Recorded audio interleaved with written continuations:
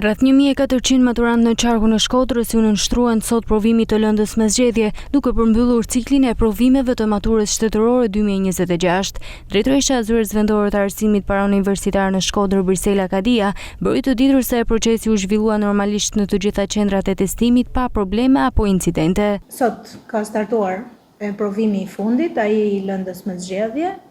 Provimi i fundit i maturës shtetërore që vazhdon me të njëjtin organizim siç edhe provimet e tjera. Kemi 6 qendra provimi në të cilat kemi të përqendruar 1400 maturant.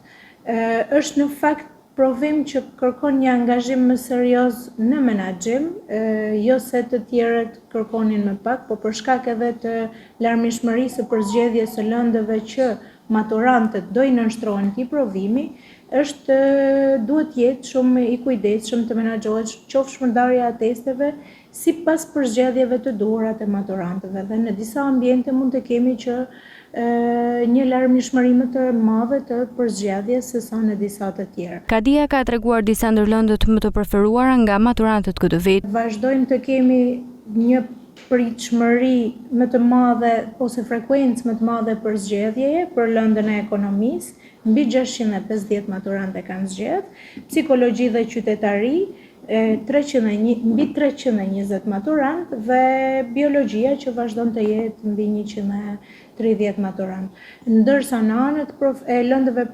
profesionale, të shkollave profesionale, kemi një përzgjedhje të hoteleri turizëm mbi 70 maturantë. Pastaj vazhdojnë edhe përzgjedhjet e lëndëve të tjera, qofshin këto specifike të shkollave profesionale, qofshin edhe lëndët e tjera biologji, kimi, matematik, fizik, në varësi edhe të përzgjedhjes që kanë bërë vetë maturantët. Fal angazhimit të maturantëve dhe të stafit administrues gjatë gjithë procesit të maturës shtetërore, këtë vit rezultatet në qarkun e Shkodrës kanë qenë pozitive. Kalueshmëria e provimeve të maturës shtetërore në Shkodër ka qenë në nivele shumë të larta, rreth 98%, një tregues i punës së nxënësve dhe mësuesve përgjatë vitit shkollor.